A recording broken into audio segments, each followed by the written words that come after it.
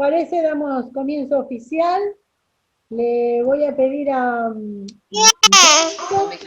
si quiere orar y ya vamos silenciando los micrófonos. Así después, bueno, después les presento al profe de hoy y comenzamos. ¿Amén? Mónica, ¿querés orar? ¿Yo? Sí. Qué bien. ¿Yo? Bueno. Mónica Pineda, sí. Bueno, gloria a tu nombre, Señor, te alabamos, te bendecimos, te honramos, te exaltamos. Te damos gracias, Señor, por este privilegio, Señor, de poder estar unánimes, Señor, aprendiendo de tu palabra, aprendiendo de la tercera persona de la Trinidad, oh Dios. Bendice, Señor, la clase. Oh Señor, Dios Todopoderoso, que nuestro corazón se disponga, Señor, a atesorar tu palabra, a aprender de ti, Señor. Dios Todopoderoso, quita todo escollo para que todos, Señor, se puedan conectar bien, Señor, y que podamos aprender cada día más de ti. Señor, dejamos todo en tus manos, Señor, y todo lo pedimos para la gloria y honra de tu nombre. Amén, Señor Jesús. Gloria a tu nombre. Gloria a tu nombre. Amén. Gloria. Bueno, hoy va a dar la clase Francis, que es Francisco Trípodi, como pueden leer, que es el pastor del Ministerio Cristiano en tu Refugio, hace ya muchos años, también ha sido maestro y sigue siéndolo en el Instituto Bíblico, también hace muchísimos años, 20 años, así que bueno, le dejamos la reunión a él, la clase a él de hoy, que es la última de esta primera etapa. Les recuerdo que el próximo jueves vamos a empezar la segunda etapa, ¿no? Así que acá termina la etapa, pero seguimos inmediatamente sin espacios con la segunda etapa de Conociendo a Dios Espíritu Santo, donde vamos a ver frutos, dones y otras clases más. Van a ser 6 clases más y después sí, por este año terminamos con la capacitación.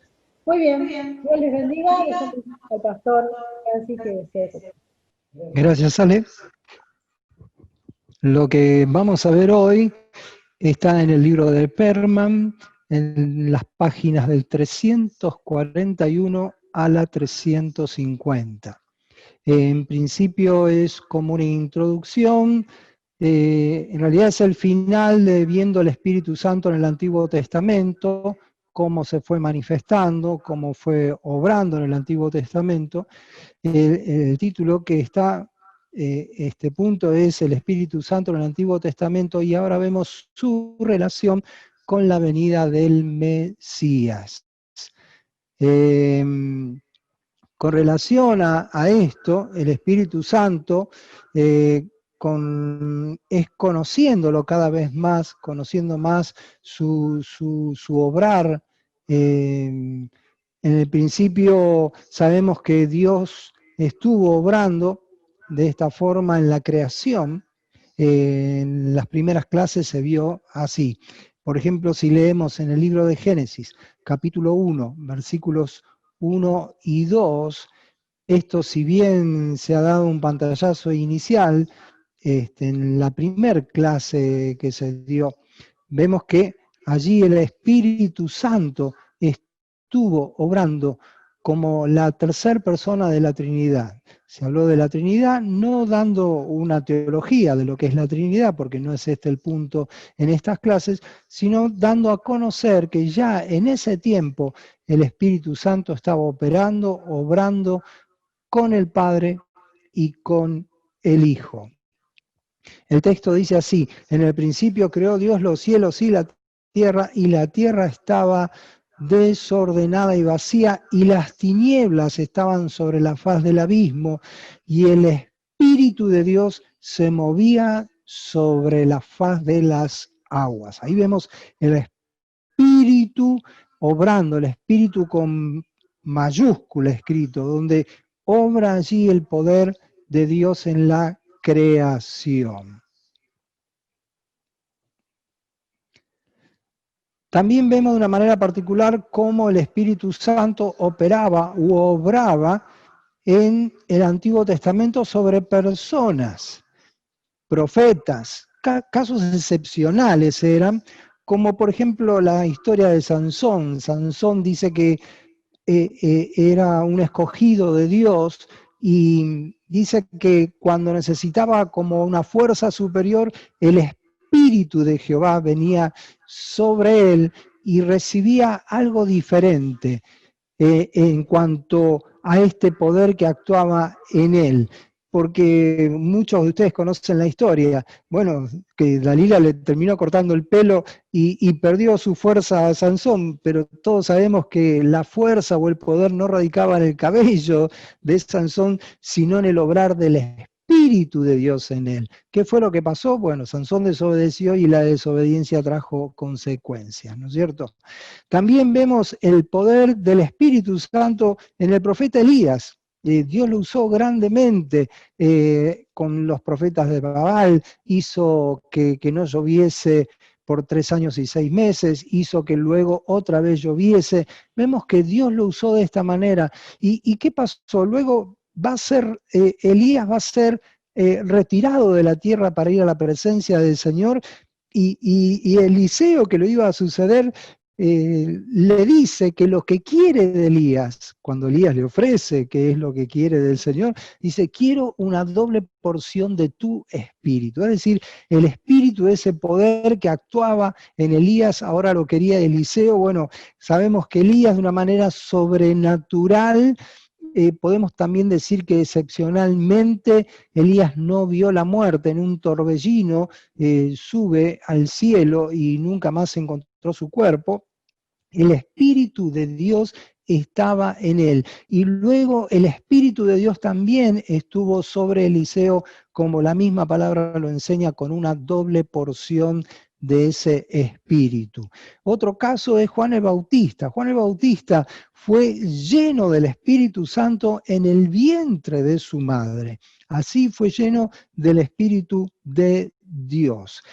Vuelvo a repetir, son casos excepcionales. Hay excepciones, Dios hace excepciones, como el ascenso de Elías porque no vio muerte, como también Enoc dice que caminaba con Dios y desapareció. Entonces son casos muy particulares, son excepciones que encontramos en el Antiguo Testamento, como el Espíritu Santo obrando. Pero vamos a ver que ahora, más adelante lo vamos a ver, el Espíritu Santo empieza a obrar de una manera permanente en la iglesia.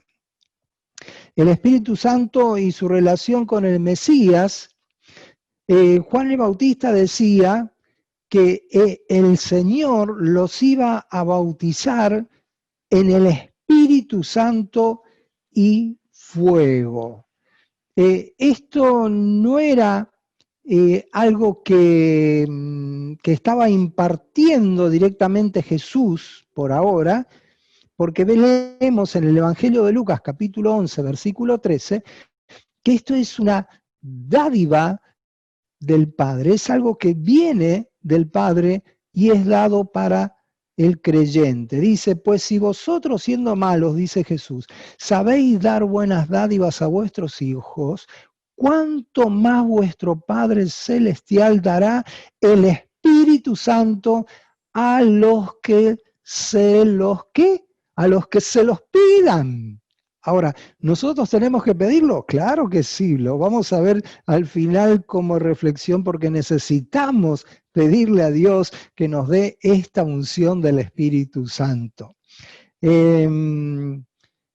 ¿Cuáles son los rasgos distintivos que caracterizan la obra del Espíritu Santo en esta era, en este tiempo?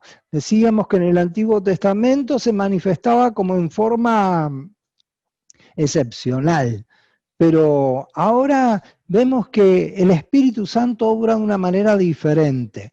En esta era, número 1 dice: el poder de Pentecostés. Todos conocemos la historia, Hechos capítulo 2, cuando desciende el Espíritu Santo, estaban los 120 allí reunidos, orando y alabando a Dios, y dice que de repente todos recibieron el Espíritu Santo. Hubo un viento recio, un estruendo, llamas de fuego, y dice que todos fueron llenos del Espíritu Santo. Esto sucede o mejor dicho, no sucede sin que antes ascienda Jesús a los cielos. ¿Por qué? Porque Jesús estaba en la carne, había resucitado, pero luego tenía que ascender a los cielos, y ahí dio la promesa al Señor de que el Espíritu de Él, el Espíritu de Dios, iba a venir sobre la iglesia. Desde que el Espíritu Santo desciende en Pentecostés sobre la iglesia, no se ha ido más. Gloria a su nombre. Ese Espíritu de Dios, ese Espíritu de poder, sigue obrando en la iglesia en este tiempo. Bueno, ¿cómo obra el Espíritu Santo en esta era? Número 2, la llenura del Espíritu Santo obra en el creyente. En este tiempo, si bien en el Antiguo Testamento tenía límites, en este tiempo es ilimitado. Ese poder de Dios, ese Espíritu Santo que obra hoy sobre la iglesia y en el creyente, no tiene límites. No es porque lo merecemos, no es porque somos mejores que lo del Antiguo Testamento, es porque el propósito de Dios es en este tiempo, sobre su iglesia, para que su iglesia pueda manifestarse a través del obrar del Espíritu Santo de Dios. Lo necesitamos, hermano. Necesitamos que el Espíritu Santo llene nuestras vidas, hable a nuestro corazón, nos guíe con su poder, porque dice la misma palabra, Él nos guiará a toda la verdad. En cuanto al obrar del Espíritu Santo en esta era, número 3 dice, la morada permanente del Espíritu Santo en el creyente. Ahora está permanentemente, no solo nos llena, sino que permanentemente, es decir, todos los días, el Espíritu Santo está para el creyente, en el creyente, obrando a través del creyente. Vamos a ver ahora el Espíritu Santo en Cristo. La promesa de Dios fue que derramaría su Espíritu sobre toda carne. Habíamos visto en clases anteriores, lo vamos a repetir, Joel capítulo 2, versículo 28, Dios promete esta unción a la iglesia. Y dice, y después de esto derramaré mi Espíritu sobre toda carne y profetizarán vuestros hijos y vuestras hijas, vuestros ancianos soñarán sueños y vuestros jóvenes verán visiones. Joel capítulo 2, versículo 28. Esta promesa, este derramamiento del Espíritu Santo sucede con el Mesías, o mejor dicho, o con Cristo, ¿no? Mesías, siempre hablamos la palabra Mesías en el hebreo, quiere decir ungido de Dios, enviado de Dios, y en griego Cristo, ¿no? Que es también el ungido, el elegido de Dios. Esto comienza, vuelvo a repetir, en los días del Mesías, quien sería ungido con el Espíritu Santo. Ahora, yo te pregunto, si Jesús necesitó el Espíritu Santo, ¿lo necesitaremos nosotros en este tiempo? Él no ministró sin el Espíritu Santo. Ahora, vemos cómo el Espíritu Santo en el tiempo, en el periodo que Jesús empieza, por así decir, su ministerio, cómo trabajó y estuvo con el Señor Jesús en todo momento. Lo vemos en las siguientes crisis y aspectos del ministerio de Cristo. Vamos a ver 6 puntos. Número 1, en el nacimiento del Señor. Vamos a leer Lucas capítulo 1, versículo 35.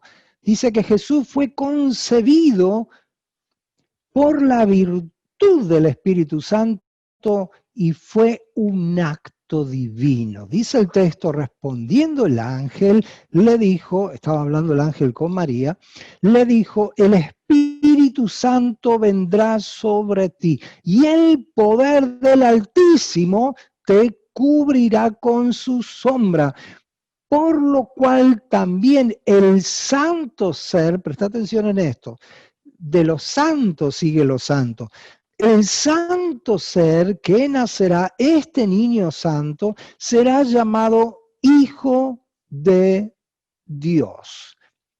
El nacimiento de Jesús no fue por voluntad de hombre, allí no obró, no actuó José en María, sino que María preguntándole a Dios, al ángel, ¿cómo va a ser esto? El ángel le dijo, mira, es el Espíritu Santo que va a venir sobre ti.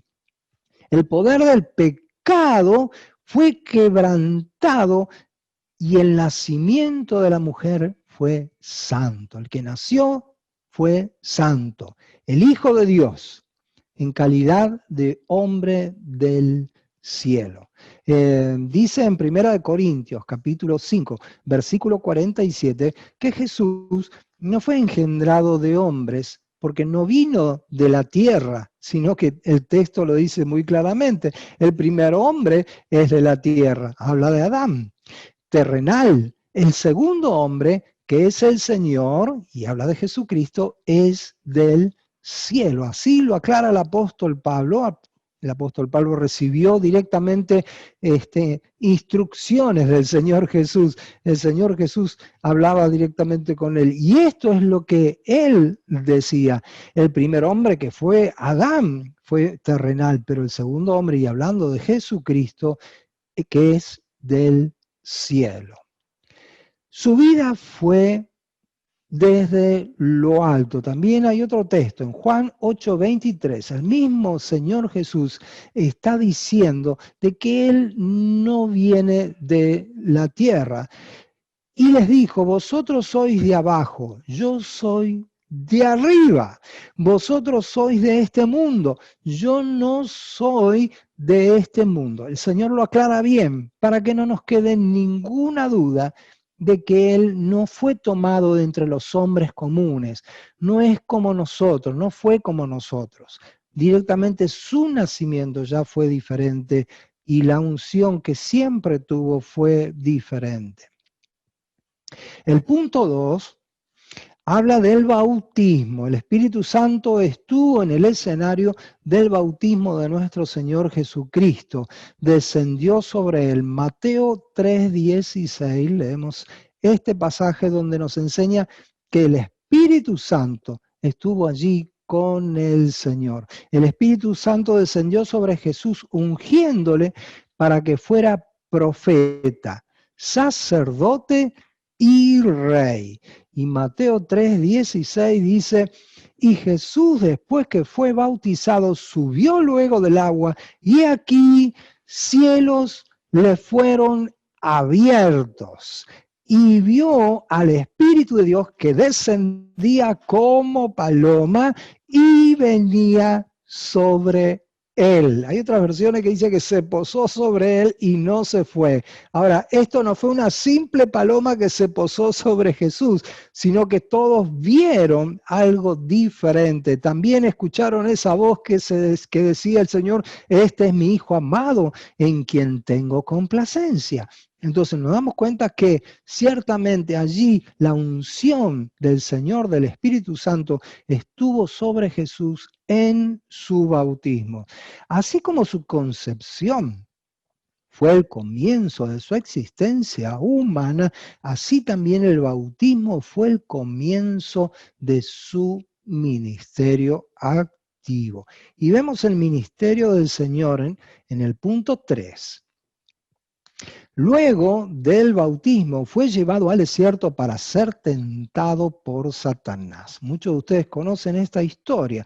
Marcos capítulo 1 versículos 12 y 13 dice, y luego el Espíritu le impulsó al desierto y estuvo allí en el desierto 40 días y era tentado por Satanás y estaba con las fieras.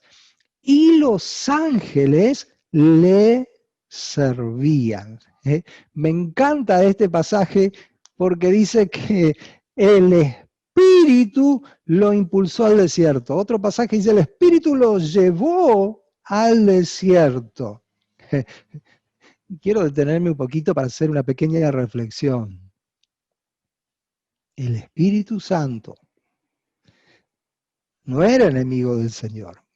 Y el Espíritu Santo lo llevó a ese lugar en el desierto, un lugar de tentación, un lugar de prueba. Te lo dejo como reflexión. El Señor siempre nos va a probar a ver de qué estamos hechos, si somos fieles a Él o qué vamos a hacer. Llevó a cabo su ministerio con plena conciencia de que moraba en Él el poder divino, es decir, el poder del Espíritu Santo. Era consciente el Señor. En Lucas capítulo 4, versículo 18, vemos que el Señor era consciente de lo que el poder de Dios estaba haciendo en Él. Ese Espíritu Santo, dice la palabra del Señor, el Espíritu del Señor está sobre mí, por cuanto me ha ungido para dar buenas nuevas a los pobres, me ha enviado a sanar a los quebrantados de corazón, a pregonar libertad a los cautivos y vista a los ciegos, a poner en libertad a los oprimidos. Este pasaje es para estar hablando 2 horas sobre este pasaje, porque es lo que el Señor vino a hacer, lo que el Espíritu Santo hizo sobre el Señor o a través de Él en su ministerio.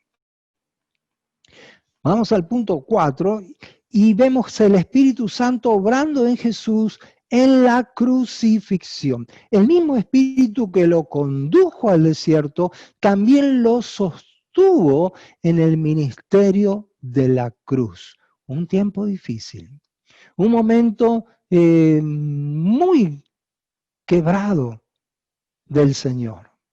Sin embargo, allí no puso Él su dolor, su inquietud, sus tal vez su sufrimiento. No lo puso en primer lugar. En primer lugar nos veía a nosotros, estábamos nosotros. Y por eso pudo soportar la cruz. Hebreos 9:14 dice algo muy importante, porque pudo sufrir la cruz, dice la Biblia, menospreciando lo oprobio. Hablando de los sacrificios, de los animales y la sangre de los animales, que eso ciertamente hacían como liberación o el perdón de los pecados en el Antiguo Testamento, el autor de Hebreos acá ahora habla de la sangre de Cristo y dice, ¿cuánto más la sangre de Cristo? Porque no es la sangre de un animal, ahora es la sangre de un ser humano. ¿Cuánto más la sangre de Cristo, el cual mediante, escuchá esto, el Espíritu Eterno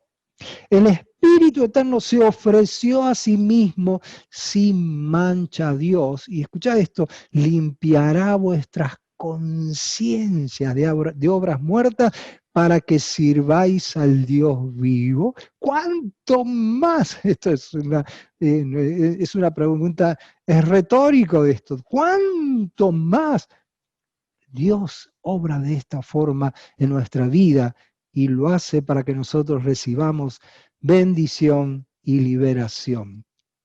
El punto número 5 habla de la resurrección y cómo el Espíritu Santo operó en la resurrección del Señor.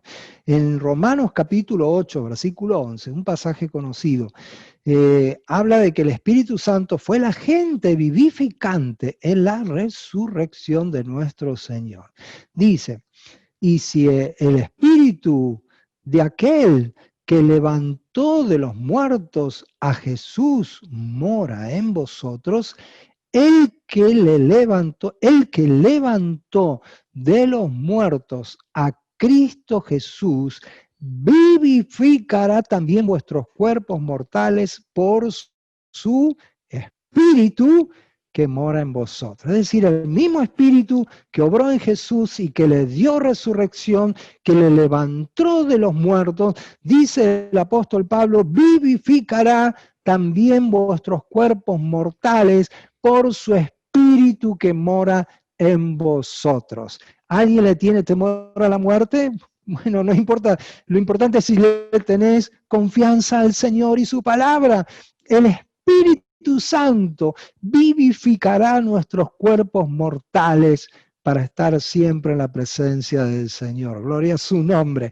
Jesús sopla, luego de la resurrección, Jesús sopla sobre los discípulos. Algunos, bueno, piensan que fue como algo especial sobre los discípulos, pero lo importante de esto es que la manifestación del poder de Dios se ha dado en el día de Pentecostés y hasta nuestros días todavía no se ha terminado. El último punto es el 6.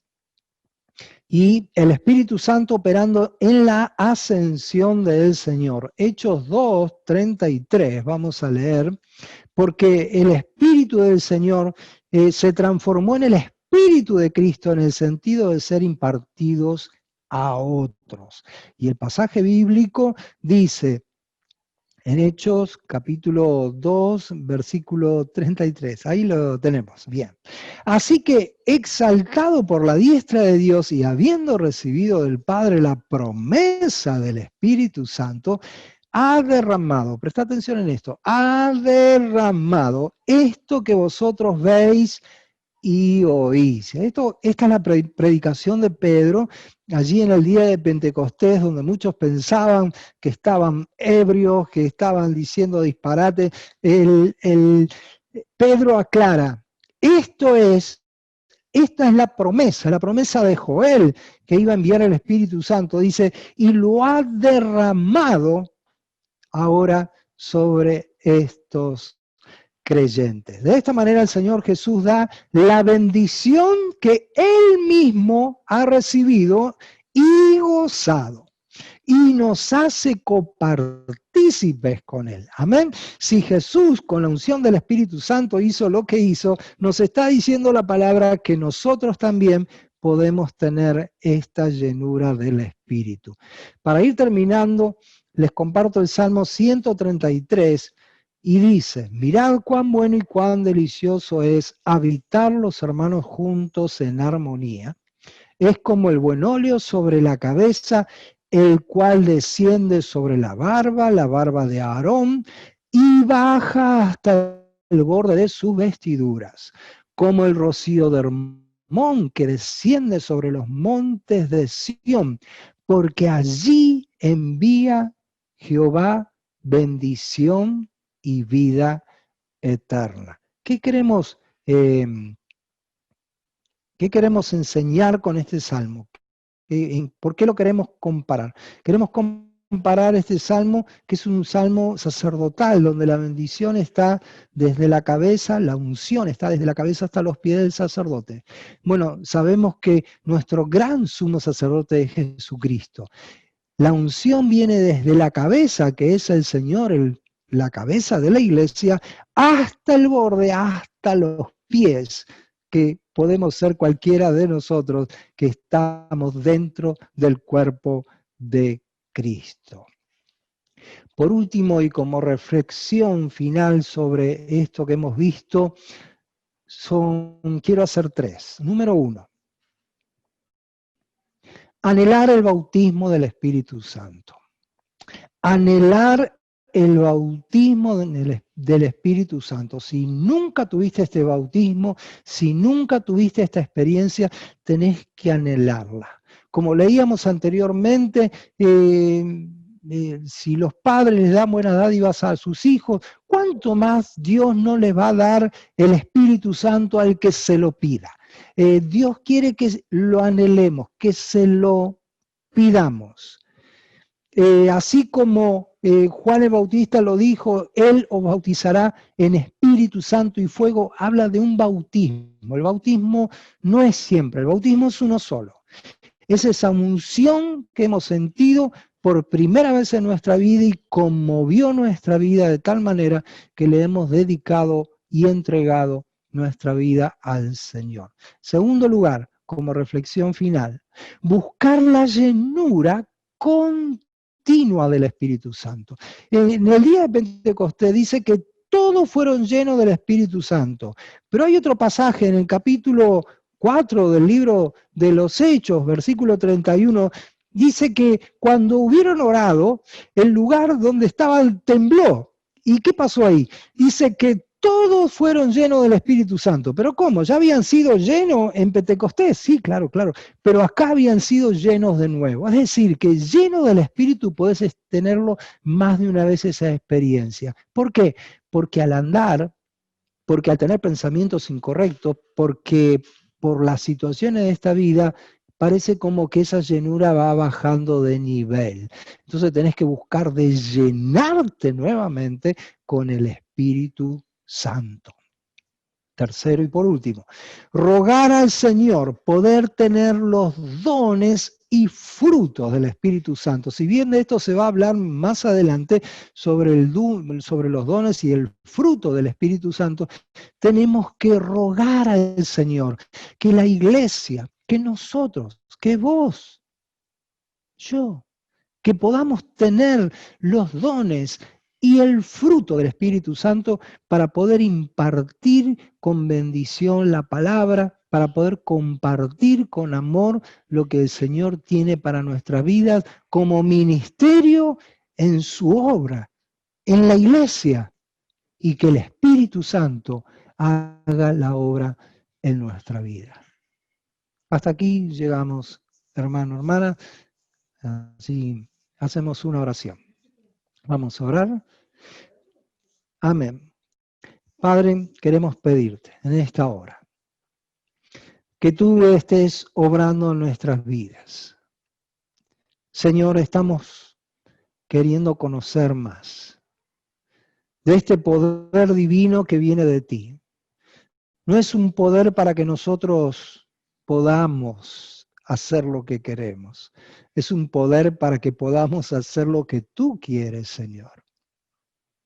Es un poder que pedimos, Dios, porque necesitamos esta unción de tu Espíritu Santo en nuestra vida, que Él nos guíe, que Él nos hable, que Él nos muestre, que Él pueda reprender nuestro corazón cuando hace cosas indebidas.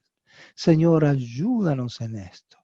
Señor, que podamos estar llenos de tu Espíritu siempre y buscar esta llenura para que constantemente podamos estar, Señor, llenos, plenos. Y Señor, también que los dones y el fruto de tu Espíritu se manifieste con eficacia sobre la iglesia. Señor, oro, pido de una manera especial por aquel hermano, aquella hermana que lo está anhelando en su corazón, que le toques divinamente y que el obrar de tu poder obre en sus vidas. En el nombre de Jesucristo lo pedimos para la gloria de tu nombre.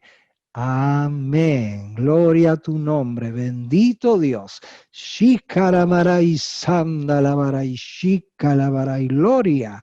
Gloria a tu nombre, Dios. Gracias, Jesús. Gracias. Que Dios los bendiga.